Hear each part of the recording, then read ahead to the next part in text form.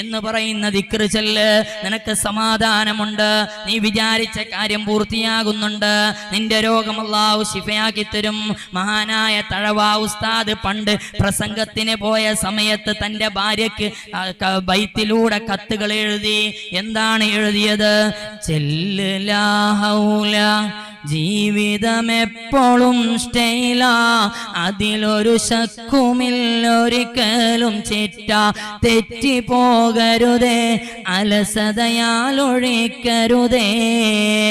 ചെല്ല് ലാ ഹൗല, ജീവിതം എപ്പോഴും സ്റ്റൈല, അതിലൊരു ശക്കുമില്ല, ഒരിക്കലും ചിറ്റ തെറ്റിപ്പോകരുതേ, അലസതയാൽ ഒഴിക്കരുതേ. തന്റെ ഭാര്യയ്ക്ക് എഴുതിയ കത്താണ് പ്രിയപ്പെട്ട മുഅ്മിനീങ്ങളെ. തഴവ ഉസ്താദ് തന്റെ പ്രസംഗത്തിന് പോയപ്പോ ദൂര നാട്ടിലേക്ക് പോയപ്പോ, പണ്ട് കാലങ്ങളിൽ വാട്സപ്പില്ല, ഫേസ്ബുക്കില്ല, വീഡിയോ കോളില്ലല്ലോ, ഫോണില്ല, മൊബൈലില്ല, ഒന്നുമില്ലാത്തൊരു കാലം. അവിടുന്ന് കത്തിലൂടെ ബൈത്തിലൂടെ കത്തുകൾ എഴുതിയിട്ട് പറയുകയാണ്, വീണ്ടും പറയുകയാണ്, കഥകടക്കാതെ ഉറങ്ങരുതേ നീ നോക്കാതെ, ഞാനത് റടികടച്ചെന്നുറപ്പ് പലതും നിനക്ക് തന്നാലും, സകലത് മടങ്ങ് കണ്ടാലും.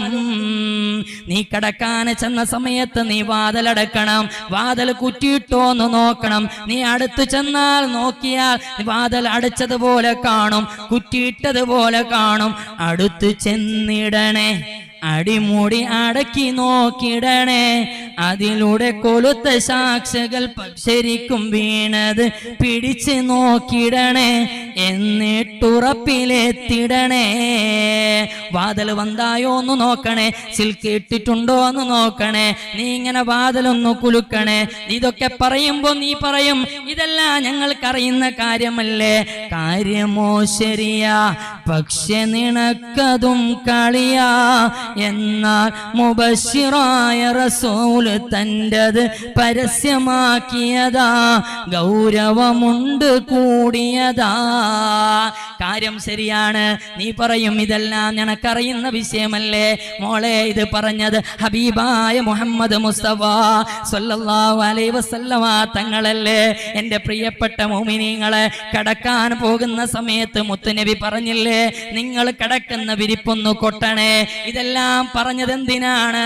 നിങ്ങൾ കടക്കുന്ന സമയത്ത് എന്തെങ്കിലും പരക്കുന്നതുണ്ടോ, എന്തെങ്കിലും നിങ്ങൾക്ക് ഉപദ്രവമാകുന്ന എന്തെങ്കിലും അവിടെ ഉണ്ടോ എന്ന് ശ്രദ്ധിക്കാനല്ലേ മുത്തുനബി പഠിപ്പിച്ചിട്ടുള്ളത്. ഇല്ല, ഭക്ഷണം കഴിക്കുന്ന സമയത്ത് പൊന്നുഭാര്യയോട് മാനായ തഴവ ഉസ്താദ് ബൈത്തിലൂടെ പറഞ്ഞു, ചോറ് കളയരുതേ, വിളമ്പി നിലത്ത് പൊഴയരുതേ, ഒരു മണി അരിക്ക് പെരിയവൻ കൊടുത്ത പദവിയും മഹത്വമേറിയതാ, ശിഫയത് മുഴുകയാക്കിയതാ. ചോറ് കളയരുതേ, വിളമ്പി നിലത്ത് പൊഴിയരുതേ, ഒരു മണി അരിക്ക് പെരിയവൻ കൊടുത്ത പദവിയും മഹത്വമേറിയതാ, ശിഫയത് മുഴുകയാക്കിയതാ. ചോറ് കളയണ്ട പൊന്നുമോളെ. ഭക്ഷണം കഴിക്കുന്ന സമയത്ത് നീ ചോറിനെ വേറരുത്, ചോറ് കളയരുത്. ചോറ് കളയാതെ സൂക്ഷിക്കണേ, അത് ബറക്കത്തുള്ളതാണ്.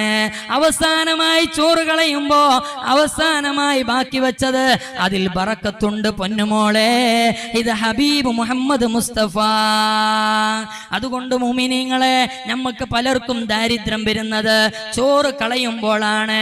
മുത്തുനബി പറഞ്ഞ ചില കാര്യങ്ങള് നമ്മുടെ ജീവിതത്തിൽ കൊണ്ടുവരാതിരിക്കുമ്പോഴാണ് നമുക്ക് അല്ലാഹു പരീക്ഷണങ്ങൾ തരുന്നത്, പ്രയാസങ്ങൾ തരുന്നത്, രോഗങ്ങൾ തരുന്നത്, ഞങ്ങളുടെ മക്കൾ അല്ലാഹു തആല വിളിക്കുന്നത്, നമ്മുടെ മക്കൾക്ക് അല്ലാഹു പരീക്ഷിക്കുന്നത്. അങ്ങനെ ഒരുപാട് പരീക്ഷണങ്ങൾ അല്ലാഹു തരുന്നത് എന്തുകൊണ്ടറിയുമോ? മുത്തുനബിന്റെ സുന്നത്ത് മുറുകെ പിടിക്കണം. മുത്തുനബിന്റെ സുന്നത്ത് എന്തൊക്കെയാണോ അത് ജീവിതത്തിൽ കൊണ്ടുവരണം. അങ്ങനെ കൊണ്ടുവരുമ്പോഴാണ് നമ്മുടെ ജീവിതത്തിൽ അല്ലാഹു ബറക്കത്ത് ചൊരിയുന്നത്. അല്ലാഹു തആല ബറക്കത്തുള്ള ജീവിതം അല്ലാഹു നൽകട്ടെ. അല്ലാഹു പരീക്ഷിക്കുമ്പോൾ ക്ഷമിക്കാൻ നമുക്ക് അല്ലാഹു തൗഫീക്ക് നൽകട്ടെ.